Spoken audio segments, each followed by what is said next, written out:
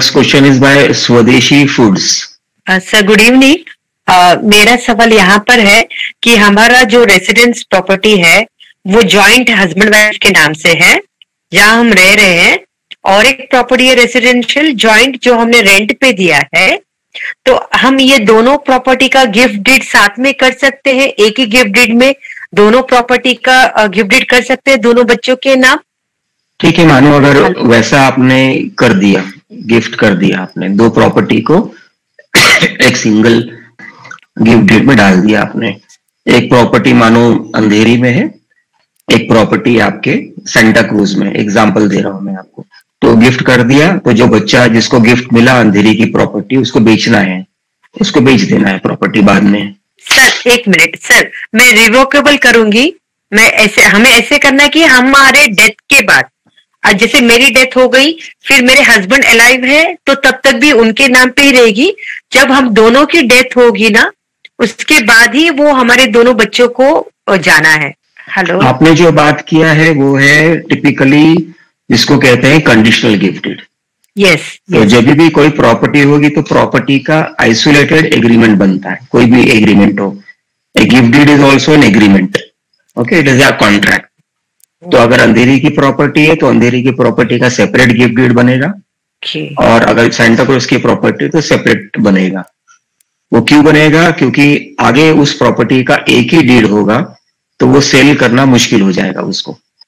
अच्छा सर, ये गिफ्ट जो हम बनाते हैं उसका क्या कॉस्ट आता है? थोड़ा आइडिया देंगे कि कैसे होता है? मैडम वो आज का हमारे विषय नहीं है, हम लोग कंसल्टेंसी नहीं देते। आप खाली आज के टॉपिक पे बात करिए।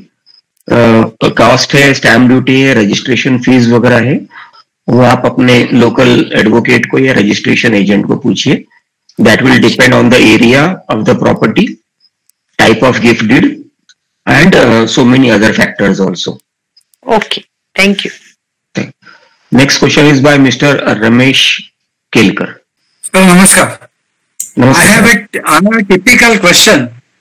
One of the office bearers of one of the society, which was elected last year, about a year back, has made a gift deed to his son. Now that member, who is a managing committee member, would like to continue as a managing committee member in spite of a gift deed till, and the chairman said since the certified copy has not come, he or she can continue till that time. Is it possible? Is there any way that she can continue or he can continue?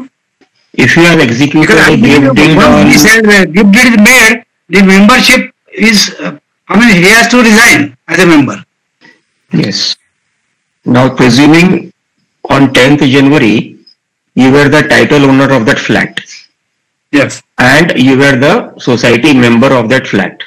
ठीक है ना? Title owner under transfer of property act हो गया। Yes. और membership हो गया MCS act के अंदर में, दोनों अलग अलग चीज है। Yes. तो आपने 10 तारीख को टाइटल ओनरशिप से आप बाहर निकल गए क्योंकि आपने दूसरे को दे दिया, गिफ्ट कर दिया। Yes. जैसे ही आपका टाइटल ओनरशिप खत्म हो गया, आपका मेंबरशिप ऑटोमेटिकली खत्म हो जाता है। आप सोसाइटी को इन्फॉर्म करो या नहीं करो। Correct. कानूनी तौर पे अगर डिस्प्यूट हुआ और आप कंटिन्यू करते रह गए तो क्रिमिनल ऑफेंस हो जाता है, मिसरिप्रेजेंटेशन का हो जाता है, फ्रॉड का हो जाता है, न्यूसेंस हो जाता है। So many offences can be put up over there. तो आपने अपना टाइटल ओनरशिप खत्म कर दिया और उसके बाद में भी आप उसका बेनिफिट क्लेम करते जा रहे हो। एक आपको उदाहरण देता हूं, एक छोटा सा केस ऐसा था कि एक 10 एकड़ की जमीन थी, ठीक है। वो 10 एकड़ की जमीन प्रकाश भाई को बेच दिया आपने, रमेश भाई ने प्रकाश भाई को बेच दिया। अब बेचने के टाइम पे एग्रीमेंट में क्या लिखते हो आप? जमीन के साथ में फला फला जो भी है उसका वो सारा भेद है। जमीन में अगर पहाड़ भी है तो भी साथ में चला गया, पेड़ है तो भी चला गया, कुआं है तो भी चला गया, और उसके अंदर 4 आम के पेड़ लगे हैं, 4 पेड़ों के पेड़ लगे, वो सब चला गया। Yes. प्रकाश भाई ने वो पोजीशन ले लिया। 6 महीने के बाद में वो आम के पेड़ में आम आने शुरू हो गए। अभी रमेश भाई क्या बोलते हैं? नहीं नहीं, मैंने तो तुमको जमीन बेचा था, आम के पेड़ नहीं बेचे, आम जो आया वो मेरा है। ऐसे गांव खेड़े में बहुत से होता है। तो आपका प्रश्न लगभग उसी के बॉर्डरिंग है। Correct, yes. मेरा टाइटल ओनर तो मैंने दे दिया, लेकिन आम जो है सोसाइटी का मैनेजिंग कमेटी का जो मेंबरशिप है वो मैं अपने पास ही रख रहा हूं अभी। तो अभी मेरा आपसे ये प्रश्न है कि आपने जमीन बेच दिया प्रकाश भाई को, क्या आपका हक है आम के ऊपर? नहीं, बिल्कुल नहीं, बिल्कुल। तो आपको आपके प्रश्न का जवाब मिल गया sir ji. Yes, thank you sir. Thank you.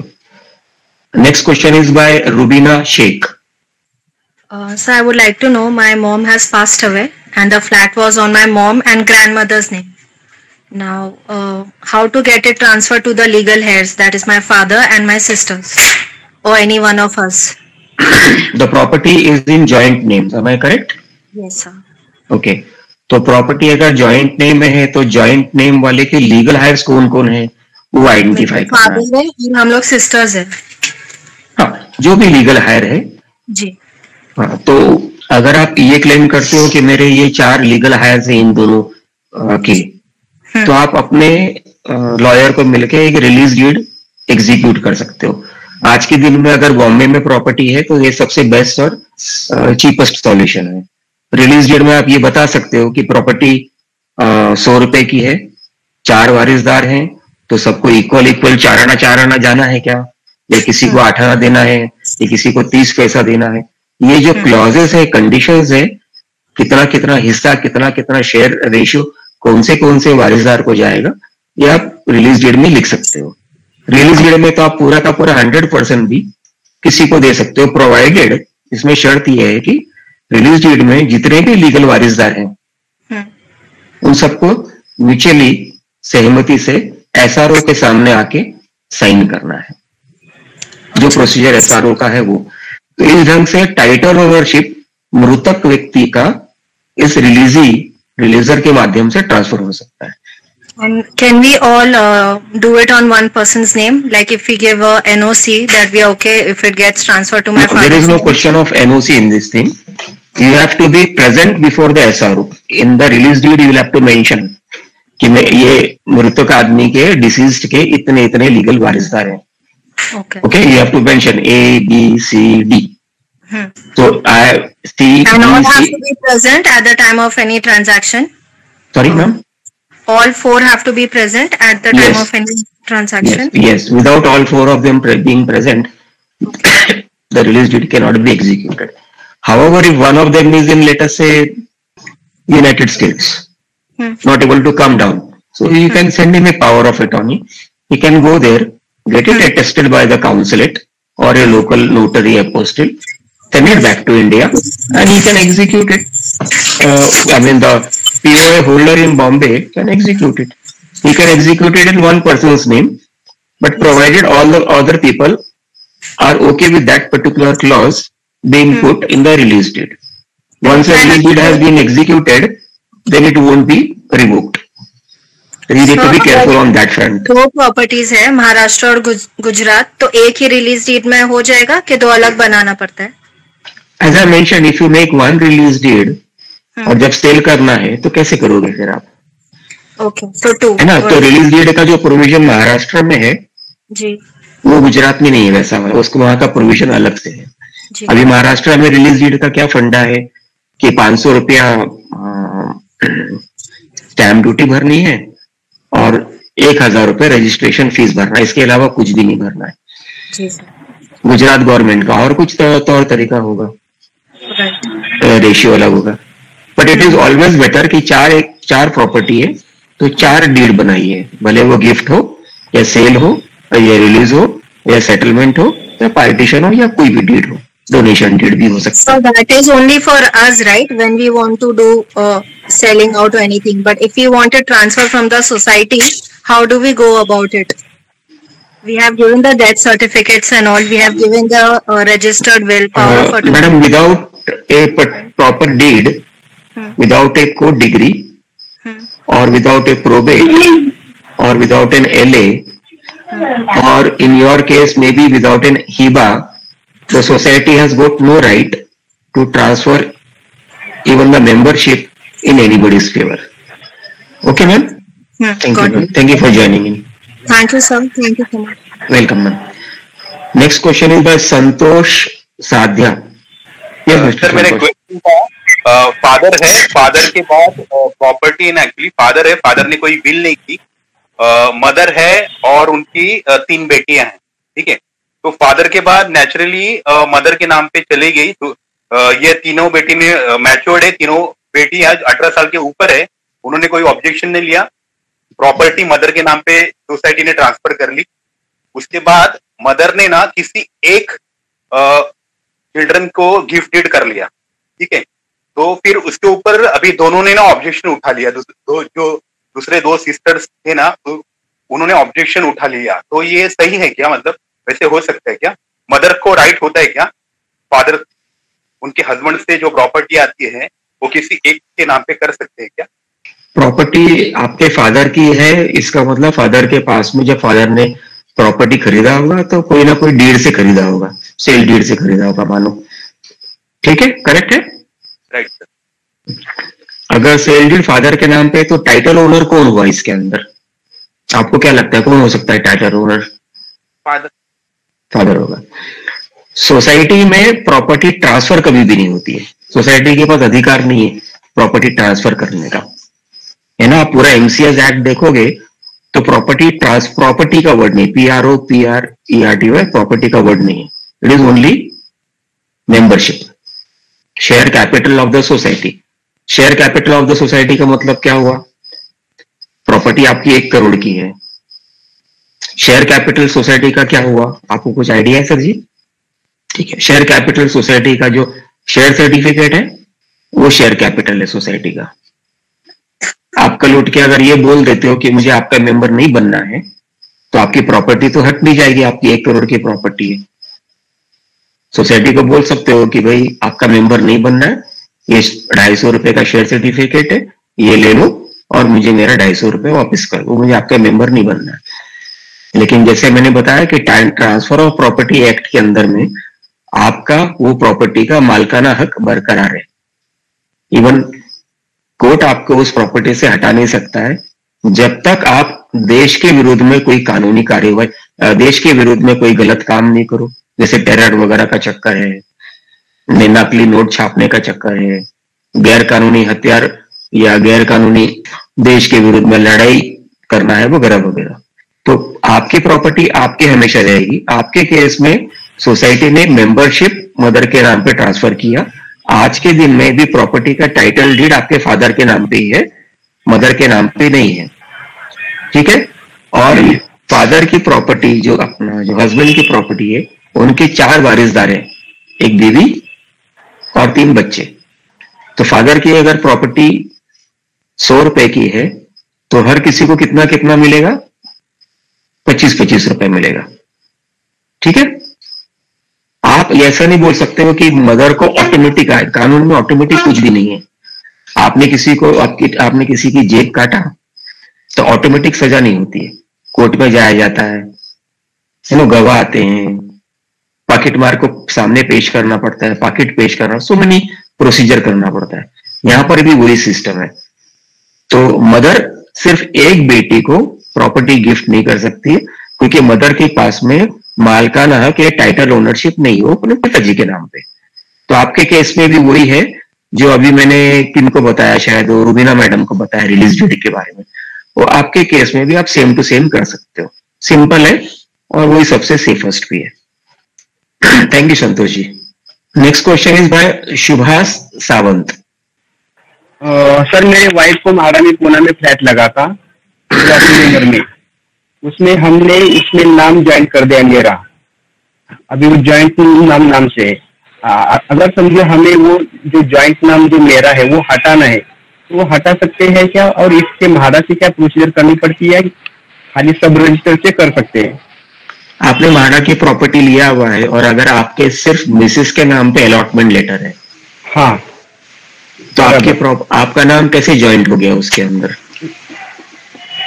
वो महारा ने ऑप्शन दिया था आपको, अगर हस्बैंड का ज्वाइन ऐड करना है तो वो एप्लीकेशन देके ऐड कर सकते हैं। ओके, इसका मतलब ये हुआ कि अलॉटमेंट लेटर आप दोनों के नाम पे है? हाँ सर। ठीक है, तो अगर आप दोनों के नाम पे और आपको उस प्रॉपर्टी से निकल जाना है हाँ म्हाडा का एनओसी लेके गिफ्ट डीड के लिए एनओसी ले लीजिए, अच्छा और एनओसी लेने के बाद आप गिफ्ट डीड एग्जीक्यूट कर दीजिए अपने वाइफ के नाम पे। अच्छा आपका अलॉटमेंट लेटर का जितना भी रेशियो अपने वाइफ के नाम पे गिफ्ट डीड एग्जीक्यूट कर दीजिए।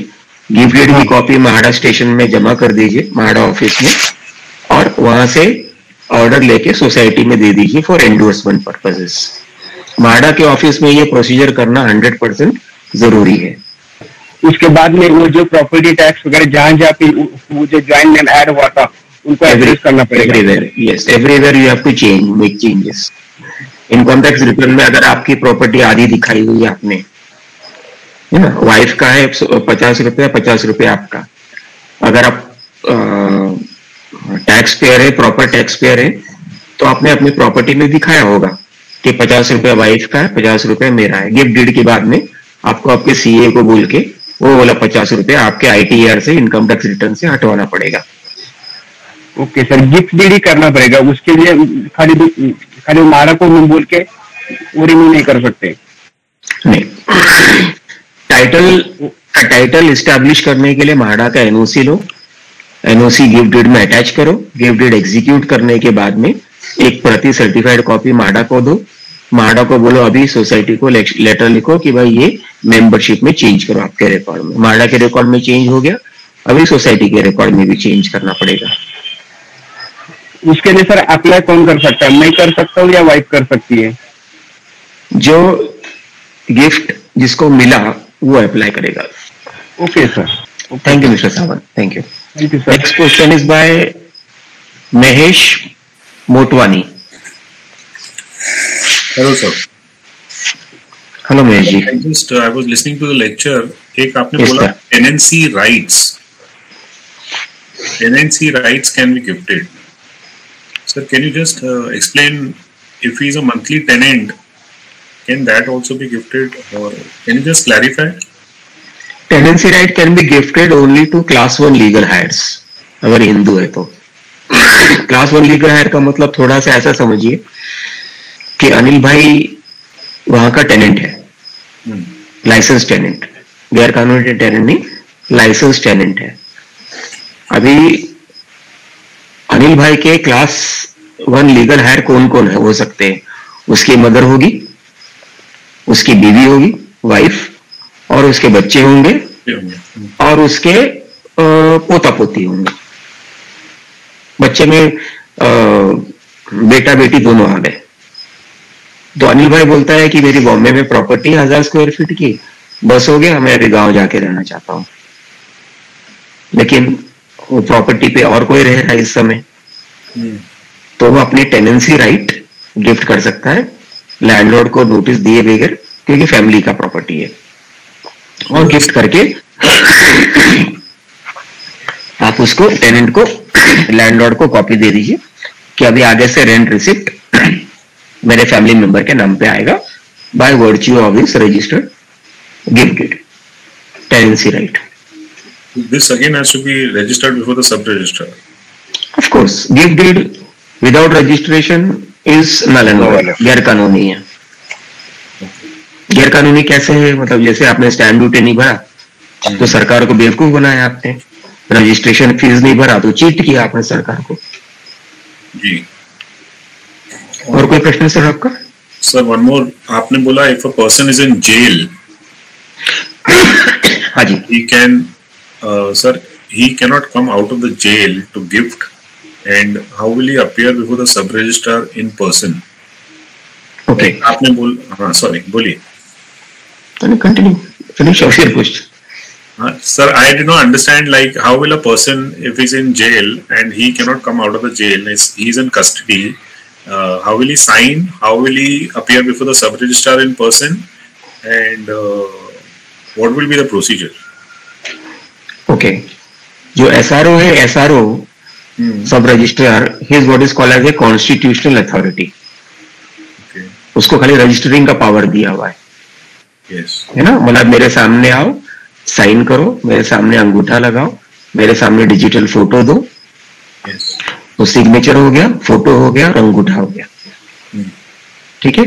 और बाकी जो प्रोसीजर है वो है, क्या प्रोसीजर है, स्टैम्प ड्यूटी पे किया है क्या उस पे, रजिस्ट्रेशन फीस पे किया हुआ है क्या उस पे, वगैरह वगैरह। अब जब एक व्यक्ति जेल में है या नेवी में है या वॉर में है या शिप में है या ऐसे जगह पे है जहां पे एसआरओ तक नहीं पहुंच सकते आप, लेकिन मुझे आज कर देना है उस चीज को, मेरे को जल्दी मची हुई है, कल मैं लुढ़कने वाला हूं, मेरे को वसीयत करनी है, या तो गिफ्ट डीड करनी है या तो रिलीज डीड करना है, तो मैं किसके सामने कर सकता हूं, दूसरा कॉन्स्टिट्यूशनल अथॉरिटी के सामने। अब इस केस में जेल वाले का कॉन्स्टिट्यूशनल अथॉरिटी कौन है, जेल का अधिकारी। जेल का अधिकारी को क्या बोलते हैं, जेलर, आई थिंक जेलर ही बोलते हैं उसको। शिप में जो मास्टर कैप्टन है, मास्टर कैप्टन। अगर आप डिफेंस में हो तो डिफेंस का जो भी सबसे उच्च अधिकारी होगा उस समय का, उसके सामने। ऐसे करके आप कर सकते हो। अधिकारी का काम है उस डीड को एसआरओ के पास में पहुंचाना, ये बोल के कि ये मेरे सामने साइन किया हुआ है। आपका काम है सिर्फ रजिस्टर करने का। अब एसआरओ ये नहीं बोल सकता कि नहीं आपके सामने साइन किया, वो नहीं चलेगा, मेरे सामने आके साइन करना है। वो चलेगा, पक्का चलेगा, 100% चलेगा और 1000% चलेगा, बिकॉज दोनों अथॉरिटी को सरकार ने वो पावर दिया हुआ है। So, sir, in this case, the authority will have to go in person and register, or is he exempt? Authorities are exempted from appearing before another authority. Okay. So by virtue of his authority, उसका जो अधिकार है, and by his official letterhead, you can just simply send it and get the work done. Not an issue on that. आप वसीयत भी वैसा बना सकते हो। वसीयत बनाना है आपको, गिफ्ट बनाना है, आप नहीं जा सकते हो, तबीयत खराब है, नहीं हिल सकते हो, ऑपरेशन हुआ है, ये है वो है, तो एसआरओ को घर पे बुला लो। सेम टू सेम जेलर को अपने क्या बोलते हैं, कैबिन नहीं, अपने रूम में बुला लो, बैरक में बुला लो, क्या सेल में बुला लो, वो करेगा। उसका कहाँ पे वो चीज का, वो ये नहीं बोल सकता कि तुम कैदी हो और तुम्हारा अस्तित्व खत्म हो गया, तुम्हारी जो प्रॉपर्टी है वो खत्म हो गई, तुम वसीयत बना ही नहीं सकते हो, तुम्हारी सारा राइट्स खत्म हो गया। जेल में होने के बावजूद भी उसके सारी राइट्स बरकरार है, इंटैक्ट है। आपको तो शायद पता होगा कि जेल में रहते हुए लोग पॉलिटिशियंस इलेक्शन भी लड़ते हैं, शायद आपको पता, सभी को पता है ये चीज। So this is exempt under section 88 of the Registration Act? I won't be able to give you the exact section. Okay. Our purpose of this webinar is not to give out technical knowledge or any consultation. But you can do a bit of Google research. I have given you the basic to basic ideas. Please go ahead. Okay, thank you, sir. Thank you, sir, for joining in. अगला प्रश्न है भाई Ajay Patole, mister Ajay Patole. हाँ जी, बोलिए sir. मेरा एक question ये था, एक प्रॉपर्टी है जो सिस्टर एंड फादर के नाम पे, सिस्टर और फादर के नाम पे, एंड वो प्रॉपर्टी अगर गिफ्ट डीड करना है, मतलब ब्रदर एंड उसकी वाइफ को, तो वो कैसे कर सकते हैं, और उसके ऊपर लोन है? ओके, जैसे मैंने थोड़ी देर पहले लेक्चर में बताया कि प्रॉपर्टी जो मॉर्गेज है, मॉर्गेज का मतलब लोन लिया हुआ है, इक्विटेबल मॉर्गेज है, तो अगर उस प्रॉपर्टी पे 100 रुपए का भी कर्जा है किसी का भी, तो वो प्रॉपर्टी आप गिफ्ट नहीं कर सकते हो, आप बेच भी नहीं सकते हो, आप उस चीज को रिलीज भी नहीं कर सकते हो, आप कुछ भी नहीं कर सकते उस चीज के बारे में। हाँ, लेकिन अगर आप अधिकारी को मिलते हो, जैसे बैंक को मिलते हो, बोलते हो मुझे ये लोन करना है और ये मेरे भाई अनिल को लोन करना चाहता हूं, तो बैंक आपको ये बोल सकता है कि ठीक है, अनिल भाई को एक इंडेमनिटी बॉन्ड साइन करने दो कि आपका कर्जा जो है गिफ्ट मिलने के बाद में वो भरेगा। No objection certificate from, no objection certificate, it has to be via an irrevocable indemnity bond. Okay. And the loan agreement will have to be re-signed accordingly. Okay.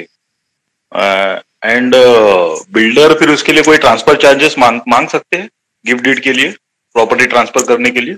Builder एक बार आपके साथ में एग्रीमेंट हो गया, उसके पास बाद में बिल्डर आपसे किसी भी प्रकार का ट्रांसफर चार्जेस नहीं मांग सकता, कम से कम ऑफिशियली। बाकी वो अनऑफिशियली क्या करता है क्या नहीं करता है वो तो सब बिल्डर करते रहते हैं। ओके, बिकॉज उसके लिए कोई सच लॉ नहीं है ना बिल्डर के लिए कि आप नहीं मांग सकते एक बार गिफ्ट डीड हो गया तो। सी कॉन्ट्रैक्ट एक्ट में there is a thing called privity of contract. Okay, तो प्रिविटी ऑफ कॉन्ट्रैक्ट में ऐसा हो गया कि आपने बिल्डर को 100 रुपए दे दिया, 100 रुपए और देने का बाकी है और गिफ्ट डीड करना है आपको। तो आपने गिफ्ट डीड अपने भाई रमेश को कर दिया। अब रमेश का ड्यूटी होगा, गिफ्ट डीड में वो लिखा होना चाहिए कि इसका जो पेंडिंग मॉर्गेज है या लोन है या सरकारी कोई ड्यूज बाकी है, सेल्स टैक्स का या जीएसटी का या इनकम टैक्स का उस प्रॉपर्टी की अगेंस्ट में कोई ऑप्शन नोटिस है, तो I am taking this property in as it is where it is condition. तो वो आदमी जब ये बोलता है कि मैं बिल्डर का बाकी का पैसा भर देता हूं, तो बिल्डर का एनओसी की कोई जरूरत नहीं है। बिल्डर को प्रॉपर्टी का जो प्रॉपर्टी 101 है 101 फ्लैट नंबर के अगेंस्ट में 100 रुपए मिलना है। 100 रुपए किससे मिलना है उससे उसका कोई लेना देना नहीं होता किसी से भी। He will give a receipt in the name of the receiver, but against the number of the flat. उस फ्लैट के अगेंस्ट में वती में मेरे को मिला है ये प्रॉपर्टी, ये पैसा। सर आपने वो वर्डिंग क्या बोला जो बैंक की तरफ से लेना है? Indemnity, irrevocable indemnity bond. Okay sir, thank you sir, thank you very much. Okay, next question is bye Vikrant Jindal साहब। Yes, sir. So my question is regarding the tenancy right. Tenancy rights can be gifted to any person or should be given to the only to the relatives? It can be given to its immediate legal heirs. Okay. अभी आप बोलोगे कि मैं tenant हूँ, लेकिन मैंने gift तो किसी के भी नाम पे कर सकते हो ना, आप अपने दोस्त के भी नाम पे कर सकते हो, नीचे जो दूध वाला पान वाला बैठा है उसके नाम पे भी कर सकते हो। तो इसका मतलब टेनेंसी राइट भी आप उस पान वाले को भी दे सकते हो, लेकिन उतना कंपोनेंट प्रोहिबिटेड है। आप अपने ब्लड रिलेटिव, जिसको बोल सकते हैं कि लीगल हायर, उसको आप अपना टेनेंसी राइट ट्रांसफर कर सकते हो। Tenancy right, not property right, please remember that. But it should be compulsory that that person should be residing in that property or using that property. It is not that necessary कि जिसको gift किया वो उस property में reside कर रहा है, या अगर प्रॉपर्टी आपके कब्जे में है तो आप रिसाइड करना चाहिए वहां पे। भाई 6 महीने के लिए आप दुबई चले गए, 6 महीने के लिए कश्मीर चले गए, अयोध्या चले गए, कहीं पे भी जा सकते हो आप। वहां पे जाने के बाद में 2 साल और रह सकते हो वहां पे। लैंडलॉर्ड को किस चीज से मतलब है, क्या लगता है आपको जिंदाल साहब? Person should be residing in the property, that means he is using the property. वो कभी भी साल में 365 डेज में भी 5 दिन पे रहता है, 300 डेज कहीं जाता है बात, landlord has no right on it. But exactly, तो लैंडलॉर्ड को सिर्फ उसके भाड़े से मतलब है। But this is important because it can only be transferred to the relative, that is blood relative. Legal है। नहीं तो आप कल पान वाले को ट्रांसफर कर दोगे तो लैंडलॉर्ड एक्सेप्ट नहीं करेगा। लैंडलॉर्ड की पकड़ी चली जाती है। Anyway sir, thank you for joining in Jindal साहब। Mister Vikas Kale, next question is by mister Vikas काले।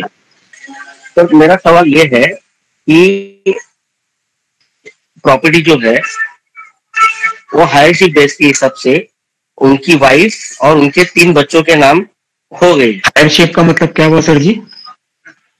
हायरशिप यानी उनकी डेथ हुई थी तो हायरशिप से हिसाब से उनका वारसनामा।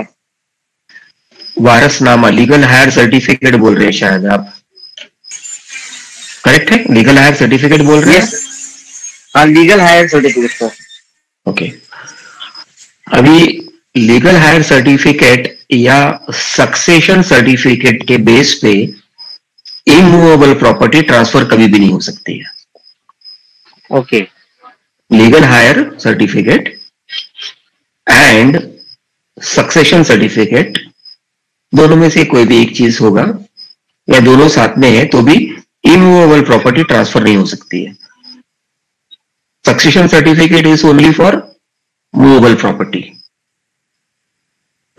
चल प्रॉपर्टी बोलते हैं, एक चल है और एक अचल प्रॉपर्टी है। अचल मीन्स इमूवेबल हो गया। I hope I am right in the spellings. तो succession certificate only is for movable property. Legal heir certificate is for some other purposes but not for movable और इमूवेबल प्रॉपर्टीज। तो आपने जो कहा वो वैसी प्रॉपर्टी ट्रांसफर नहीं हो सकती। आपके केस में भी जो हमने दूसरे पार्टिसिपेंट को बताया रिलीज डीड के बारे में, आप वो प्रोसीजर आपको भी करना होगा। लीगल हायर सर्टिफिकेट से आपको टाइटल ओनरशिप कभी भी नहीं मिलेगा, लेकिन जब रिलीज डीड करोगे तो इंडेक्स 2 जनरेट होगा और आपको टाइटल सर्टिफिकेट मिलेगा आपको।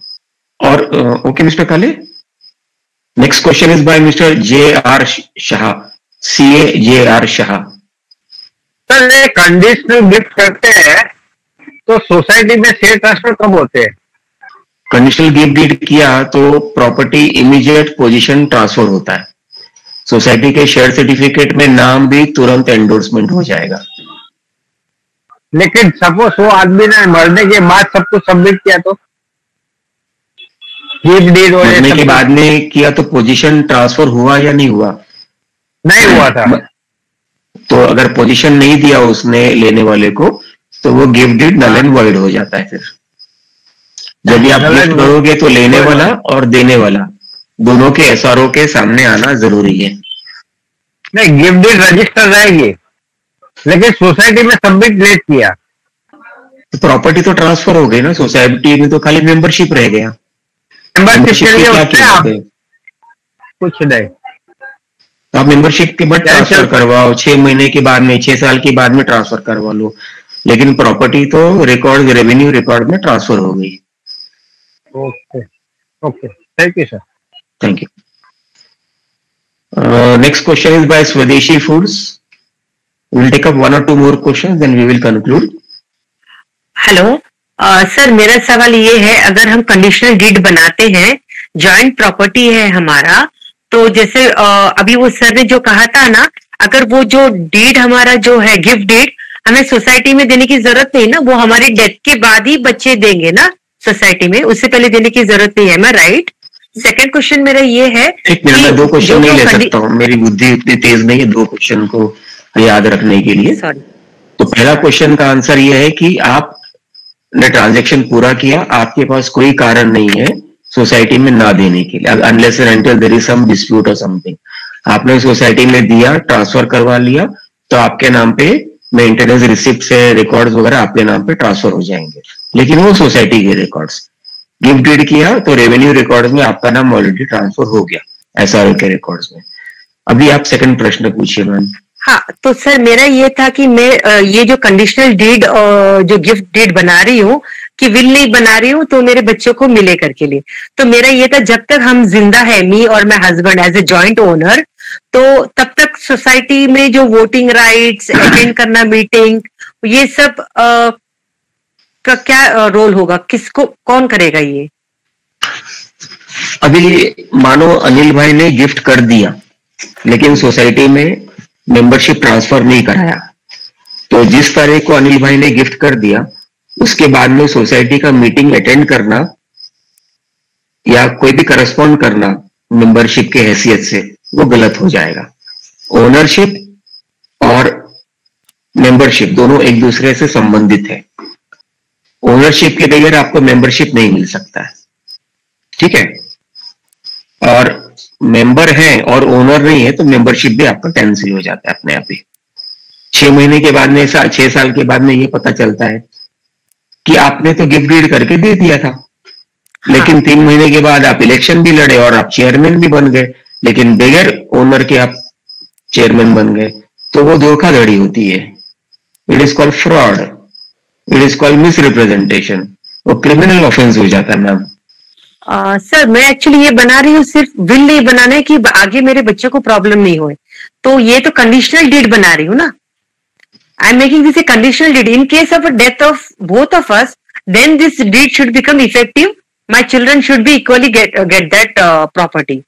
So till then, if it is a conditional deed, I believe I should be able to attend the meeting till my. No? When you are gifting a particular property, you will in the schedule describe what? You will describe flat number in society so and so, area so and so. Am I correct? Yes. Along with share certificate number so and so. Are you going to create a separate gift deed for the share certificate, madam? No. So in the property schedule, what you will write? Flat number 101, measuring area so and so, on so and so floor, in so and so CTS number, in so and so building number, in so and so society, along with share certificate number so and so, distinctive number so and so, वगैरह वगैरह वगैरह. तो property दोनों आपने transfer कर दी gift deed में. अभी उसको लीगल सरकमवेंट करने के लिए या किसी को बेवकूफ बनाने के लिए या कुछ छुपाने के लिए काम नहीं करना चाहिए ना कुछ भी. अल्टीमेटली तो आपके ऊपर ही बैकफायर होगा. आपके वो वाले आदमी ने आगे जाके ट्रांसफर नहीं किया और उसको लगा कि चलो मेरे माँ बाप तो अभी निकल लिए तो गिफ्ट डीड का कंडीशन पूरा हो गया. अभी तो मुझे उनको मेंटेनेंस भी नहीं देना है, ना भाड़ा देना है, ना उनका ध्यान रखना है. अभी मैं जाके लोन लेता हूँ. वो लोन लेने के लिए जाता है तो बैंक बोलता है कि भाई प्रॉपर्टी आपके नाम पे है लेकिन सोसाइटी का मेंबरशिप किधर है, जबकि गिफ्ट डीड में लिखा हुआ है. तो अब क्या करोगे उस समय? और क्या कारण है? पहली बात तो मुझे ये बताइए कि गिफ्ट डीड करा लिया प्रॉपर्टी का और सोसाइटी में एंडोर्समेंट नहीं करा रहे हो, क्या कारण हो सकता है? नहीं, मैं तो भी एक्टिव हेल्दी हूँ. मुझे अटेंड करना है सारे मीटिंग्स. मेरा ये था कि मेरे डेथ के बाद बच्चों को बाद में विल में डिस्प्यूट मतलब जो भी ना हो. ऐसा नहीं होता है मैडम. वो दुकान से केक लेकर आओगे, दुकान से केक लेकर आओगे, आप बोलोगे मैं अपने कबाड़ में अच्छा रखती हूँ, उसको बहुत सुंदर दिख रहा है, अच्छा दिख रहा है, फीलिंग दिख रहा है, लेकिन आप बोलते मुझे खाना भी है. तो दोनों काम नहीं हो सकता है ना. एक कहावत है ना इंग्लिश में, Got it, sir. You cannot have the cake and eat it too, करके. Eat it too also. Got it. तो आपके केस में आप जो एग्जांपल दे रहे हो या और किसी ने जो पूछा उसका भी सेम ही आंसर है. वो सबसे बड़ा प्रश्न तो ये है कि जब आपने गिफ्ट कर ही दिया हुआ है और आपकी इच्छा है कि सारे रिकॉर्ड में मेरा नाम ट्रांसफर हो जाए, तो क्या करना चाहिए फिर उसको? अगर इनकम टैक्स में आपका कोई प्रॉब्लम हुआ तो नोटिस किसको किसको जाएगी? पहले नोटिस सोसाइटी को जाएगी. ओके. सब कॉम्प्लिकेशंस आप डेवलप हो जाएगा मैडम. या got it sir, got it. Thank you so much. Last question is by Rubina Sheikh. Sir, I want to ask 2 questions. My first question is, we are in a different city and my flat is in a different city, Vasai and Pune. So can I go to SRO office here and do the paperwork, release deed and all that?